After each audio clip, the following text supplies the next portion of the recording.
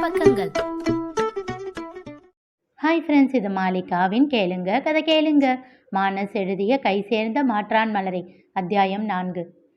அன்று தன் அலுவலகத்தில் முக்கியமான வேலையில் இருந்தான் அருளழகன். அவன் கைபேசிக்கு அழைப்பு வர எடுத்து பார்த்தான். தெரியாத எண்ணாக இருக்கவும் யோசனையோடு அழைப்பை ஏற்றான். ஹலோ, யாரு? மிஸ்டர் அழகுதானே? அழகுவா? திகைத்தான் அவன். ஏனெனில் யாரும் அவனை அதுவரை அழகு என்று அழைத்ததில்லை. ஏதோ ஒரு பெண் குரல் அப்படி அழைக்கவும் அவன் குழம்பினான். அந்த குரலில் அவ்வளவு நக்கல் வேறு. ஆமா, நீங்க யாரு? சாயந்தரம் நீங்க பொண்ணு பார்க்க வரப்போறீங்களே, அந்த பொண்ணு நான் தான், மதி. அவன் இதழ்கள் தானாக உச்சரித்தன. ஹலோ அழகு, லைன்ல இருக்கீங்களா? இங்க பாருங்க, நான் வேற ஒருத்தரை ரொம்ப சின்சியரா லவ் பண்றேன். அதனால சாயந்தரம் வரும்போதே என்னை பிடிக்கலன்னு சொல்லிடணும், புரிஞ்சுதா?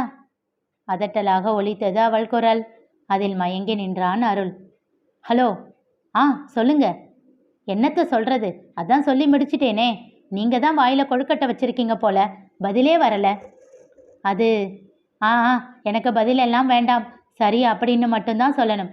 இல்லை சொல்லலைனாலும் பரவாயில்ல, மரியாதையா சாயந்தரம் வந்து என்னை பிடிக்கலன்னு சொல்லிடுங்க. அவள் அழைப்பை துண்டிக்க போக, ஹலோ ஹலோ மதி. என்ன? எரிச்சலாக வந்தது அவள் குரல். இதுதான் உங்க நம்பரா? வழிசலாக கேட்டான். அழகுன்னு பேர் இருக்கிறவங்க கிட்ட எல்லாம் என் சொந்த நம்பர்ல இருந்து கால் பண்ண மாட்டேன். இது பக்கத்து வீட்டு பாட்டி நம்பர். வேணும்னா ஃபோன் பண்ணி அவங்க கிட்ட கடலை போடுங்க. அவங்க வீட்டுக்காரர் கூட போன வருஷம்னு இறந்து போயிட்டாரு. உங்களுக்கு பெரிய மனசு இருந்தா ஒரு விடோவுக்கு வாழ்க்கை கொடுக்கலாம். சரித்திரம் உங்க பேர் சொல்லும் அழகு. சொல்லிவிட்டு பட்டென்று அழைப்பை துண்டித்தாள். உறக்க சிரித்தான் அருள். மாலை சிறு பிள்ளைகளோடு ஆற்றங்கரையில் விளையாடி கொண்டிருந்தாள் அவள். தன் பைக்கை அவள் முன் நிறுத்தினான் அருளழகன். அவனை கண்டு திகைத்தாலும் வெளியில் காட்டிக்கொள்ளவில்லை. ஆனாலும் அவள் கண்களில் அதனை கண்டுகொண்டான் அருள். ஹாய், என்ன அழகு இந்த பக்கம்? பரவாயில்லையே, நான் தான் உங்க அழகுன்னு தெரிஞ்சு வச்சிருக்கீங்களே. என்னது, உங்க அழகுவா? எஸ் எஸ், இது வரைக்கும் யாரும் என்னை அப்படி கூப்பிட்டதே இல்லை. நீங்க மட்டும்தான் அப்படி கூப்பிடுறீங்க. ஸோ உங்களுக்கு மட்டும்தானே நான் அழகு? ஓ, சூப்பர் சூப்பர். மெல்லியதாக கைத்தட்டினாள். சரி, நீங்கள் இங்கே என்ன பண்ணுறீங்க? உங்களை வீட்டுக்கு கூட்டிகிட்டு போகலாம்னு வந்தேன். பிடிக்கலன்னு சொல்லிட்டு போகிறதுக்கு நான் எதுக்கு அழகு? நீங்களே சொல்லிட்டு போயிடுங்க. நான் பிடிக்கலன்னு சொல்ல போகிறேன்னு யார் உங்ககிட்ட சொன்னது? உங்களை ரொம்ப பிடிச்சிருக்கு. திகைப்பாக அவன் முகத்தை பார்த்தாள். அழகு, நான் வேற ஒருத்தரை லவ் பண்ணுறேன். அதை பற்றி எனக்கு கவலை இல்லை. யோ, நீ எல்லாம் ஒரு மனுஷனா? டவுட் எல்லாம் வேண்டாம், கண்டிப்பாக மனுஷன்தான். நான் வரமாட்டேன். நீ இல்லாமல் நானும் இங்கேருந்து போக மாட்டேன். யோ, இம்சையாவும் கூட. இனிமேல் உன் லைஃப் முழுசும் இந்த இம்சை கூடத்தான். யோ என்றவள் ஏதேதோ கெட்ட வார்த்தைகளை முணுமுணுத்தாள். உறக்க சிரித்தான் அருள். பைத்தியமாயா நீ? பைக்கில் சாய்ந்து ஸ்டைலாக நின்று கொண்டு கோரினான். ஆமாம், உன் மேலே தான் பைத்தியம். காலையில் நீ ஃபோன் பண்ணப்பவே நான் டிசைட் பண்ணிட்டேன், நீ தான் எனக்குன்னு. நீ எதுவும் பண்ணாமல் அமைதியாக இருந்திருந்தா கூட பொண்ணு பார்க்க வந்துட்டு நீ வீட்டுக்கு வரலன்னதும் உனக்கு பிடிக்கலன்னு புரிஞ்சு கிளம்பி போயிருப்பேன். தேவையில்லாமல் என்கிட்ட கால் பண்ணி பேசி என்னை மிரட்டி என்னை டெம்ப்ட் பண்ணி எனக்கு உன் மேலே ஆசையை வர வச்சது நீ தான். ஸோ கல்பிரிட் நீ தான். இப்போது நீ வீட்டுக்கு வராமல் மௌனராகம் ரேவதி மாதிரி ஓ மேகம் வந்ததோ அப்படின்னு பாட்டு பாடிக்கிட்டு வீட்டுக்கு லேட்டாக வந்தால் நீ வர்ற வரைக்கும் வெயிட் பண்ணி பிடிச்சிருக்குன்னு மோகன் மாதிரியெல்லாம் என்னால் சொல்ல முடியாது. அதான் நீ எங்கே இருக்குன்னு விசாரித்து உன்னை கூட்டிகிட்டு போகலாம்னு நானே வந்துட்டேன். வா வா, வந்து வண்டியில் ஏறு என்றவாறே பைக்கில் அமர்ந்து அதனை ஸ்டார்ட் செய்தான். அவன் பேச்சில் அவள் ஆடி போய்விட்டாள். மிஸ்டர் அழகு, இங்கே பாரு, நீ அங்கே வந்தா என்னை பிடிக்கலன்னு சொல்ல சாய்ஸ் இருக்கு. இங்கேயே இருந்தால் நான் நேராக போய் நம்ம நிச்சயதார்த்தத்துக்கு நாள் குறிச்சிடுவேன். எப்படி வசதி? பல கெட்ட வார்த்தைகளை கொண்டு மனதிற்குள் அவனை வசை பாடியபடியே அவன் பின்னால் ஏறி அமர்ந்தாள். இதழில் உறைந்த புன்னகையோடு பைக்கை செலுத்தி கொண்டிருந்தான் அருள். மதி, என் ஷோல்டர் இடுப்பு எல்லாம் ஃப்ரீயாக தான் இருக்கு, வேணும்னா பிடிச்சிக்கலாம். பயங்கர தைரியம் தாயா உனக்கு. ஆனால் இந்த வேலியில் போகிற ஓனானை எடுத்து வேட்டியில் விட்டுக்கிறதுன்னு சொல்லுவாங்கல்ல, அதை கேள்விப்பட்டிருக்கிய அழகு? அதை தான் இப்போ நீ பண்ணிக்கிட்டு இருக்க. நான் அங்கே வந்து பேசுகிற பேச்சில் உங்கள் அப்பா அம்மா தெரிச்சு ஓடுறாங்களா இல்லையான்னு பாரு. அதையும் தான் பார்ப்போம். ரொம்ப நம்பிக்கை தான் அழகு உனக்கு. என்னை பற்றி உனக்கு தெரியாது. ஆமாம், காலையில் வரையும் எனக்கு தெரியாது தான். தெரிஞ்சுக்கவும் இன்ட்ரெஸ்ட் இல்லை. அம்மா சொன்னாங்களேன்னு தான் பொண்ணு பார்க்கவே ஓகே சொன்னேன். சொன்னா நீ நம்ப மாட்ட. நீ பேசுகிற வரைக்கும் உன் ஃபோட்டோ கூட நான் பார்க்கல. அதுக்கப்புறம்தான் அம்மா கிட்ட வாட்ஸ்அப் பண்ண சொல்லி உன் ஃபோட்டோவை பார்த்தேன். அடி பாவி, இதுதான் சொந்த காசுல சூனியம் வச்சுக்கிறதா? தன்னைத்தானே திட்டிக் புலம்பிக் கொண்டிருந்தாள். ஃபோட்டோ பார்த்ததும் இன்னும் என் மனசுல ஸ்டெடியாக வந்து உட்காந்துட்ட. நான் அப்போவே ஃபிக்ஸ் ஆகிட்டேன், உன்னை தான் கல்யாணம் பண்ணணும்னு. உனக்கு தெரியுமா, நமக்கு பிறக்க போகிற பாப்பாவுக்கு பேர் கூட வச்சுட்டேன், இளவரசி. எப்படி இருக்கு பேர்? கன்றாவியாக இருக்கு. அப்போ நீயே வேற பேர் சொல்லு. அழகு, உனக்கு புரியலையா? நான் கல்யாணமே வேண்டாம்னு சொல்லிக்கிட்டு இருக்கேன். நீ ஏன் வேண்டாம்னு சொல்கிறேன்னு காரணம் கூட நான் விசாரிச்சிட்டேன் மதி. அமைதியாக ஆனால் அழுத்தமாக கூறினான் அருள். அவன் வார்த்தைகளில் விளையாட்டுத்தனம் இல்லை, முகத்தில் குறும்பும் இல்லை. அதன் பிறகு அவள் ஒரு வார்த்தையும் பேசவில்லை. இறுக்கமான முகத்தோடு அமர்ந்திருந்தாள். இன்று சிதம்பரம். அந்த தனியார் மருத்துவமனையின் முன்பு தன் பைக்கை நிறுத்திவிட்டு பதட்டத்தோடு உள்ளே நுழைந்தான் நிலவன். எமர்ஜென்சி வார்டு என்று கேட்டு விசாரித்து கொண்டு அங்கே விரைந்தான். அங்கே வெளியில் இருந்த நாற்காலியில் அமர்ந்திருந்த மதிவதனியிடம் ஓடினான். அக்கா, பிரீத்திக்கு என்ன ஆச்சு?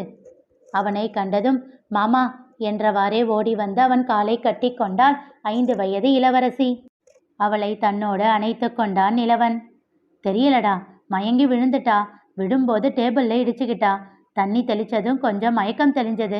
அப்படியே ஆட்டோ பிடிச்சு அவசரமாக இங்கே கூட்டிக்கிட்டு வந்து அட்மிட் பண்ணேன். டாக்டர் பார்த்துக்கிட்டு இருக்காங்க. கதை ரொம்ப நல்லா இருக்குமா? கோபமாக சொல்லிக்கொண்டே அவர்கள் அருகில் வந்தார் பிரீத்தியின் அம்மா வரலட்சுமி. என்ன சொல்கிறீங்க அத்தை என்றான் நிலவன். இதை பாருங்க மாப்பிள்ள, உங்கள் அக்கா பொண்ணு கூட தான் அவள் விளையாடிக்கிட்டு இருந்திருக்கா. நான் கொஞ்ச நேரத்துக்கு முன்னாடி தான் ஃபோன் பண்ணேன். நான் அரசி கூட கண்ணாமூச்சி விளையாடிக்கிட்டு இருக்கேன், கொஞ்ச நேரம் கழித்து கால் பண்ணுறேன்னு சொன்னான். சரின்னு நானும் ரொம்ப நேரம் வெயிட் பண்ணி பார்த்துட்டு அப்புறம் திரும்பவும் நானே கால் பண்ணேன். அப்போ தான் உங்கள் அக்கா கால் அட்டன் பண்ணி விஷயத்த சொன்னான். எனக்கு என்னவோ உங்கள் அக்கா பொண்ணு தான் விளையாடும் போது தள்ளி விட்டு இருப்பான்னு நினைக்கிறேன். அதை மறைக்க உங்கள் அக்கா நல்லா கதை சொல்கிறா. இல்லை மாமா, நான் தள்ளி விடலை. நான் கதவு பின்னாடி இருந்து பயமுறுத்தினேனா, அதை கேட்டு அத்தை பயந்துட்டாங்க. அத்தை மயக்கம் போடுவாங்கன்னு எனக்கு தெரியாது. உதட்டை பிதுக்கி பாவமாக கூறினாள் இளவரசி. பார்த்தீங்களா, அவளே உண்மையை சொல்லிட்டா. என் பொண்ணுக்கு ஏதாச்சும் ஆனால் நான் சும்மா விட மாட்டேன். பொங்கி எழுந்தார் வரலட்சுமி. அதெல்லாம் ஒன்றும் ஆகாது, நீங்கள் சும்மா இருங்க அத்தை. கொஞ்சம் குரல் உயர்த்தினான் நிலவன். அவன் கையை பிடித்து அமைதிப்படுத்தினாள் மதிவதனி. கல்யாணம் பண்ணும்போது நீங்கள் தனி கொடுத்தனம்னு தானே சொன்னீங்க. இப்போ கிராமத்துல இருந்து உங்கள் அக்கா குழந்தையோடு வந்து இங்கே தங்கிட்டா. உங்கள் எல்லாருக்கும் சமைச்சு போடுறதுக்கும் உங்கள் அக்கா வேலைக்கு போயிட்டா. அவள் பொண்ணை பார்த்துக்கவும் என் பொண்ணு என்னை வீட்டில் இருக்கிற வேலைக்காரியா? இதெல்லாம் நல்லா இல்லை மாப்பிள்ள. அவர் பேசுவதில் கோபம் வந்தாலும் கடினப்பட்டு அடக்கி வைத்தான் நிலவன். பிரீத்தி என்ன நிலைமையில் இருக்கிறாள் என்று தெரியாமல் தவித்து கொண்டிருந்தான். அவர்கள் பேசியது என்ன புரிந்ததோ? இளவரசி மெதுவாக விசும்பத் தொடங்க நிலவன் அவளை சமாதானம் செய்ய முனைந்தான். அதற்குள் வரலட்சுமி ஏதேனும் சொல்வார் என்று உணர்ந்த மதிவதனி இளவரசியை அழைத்து கொண்டு வெளியே சென்று சமாதானம் செய்ய தொடங்கினாள். சிறிது நேரத்தில் மருத்துவர் வந்து பிரீத்தி நன்றாக இருப்பதாக தெரிவித்தார்.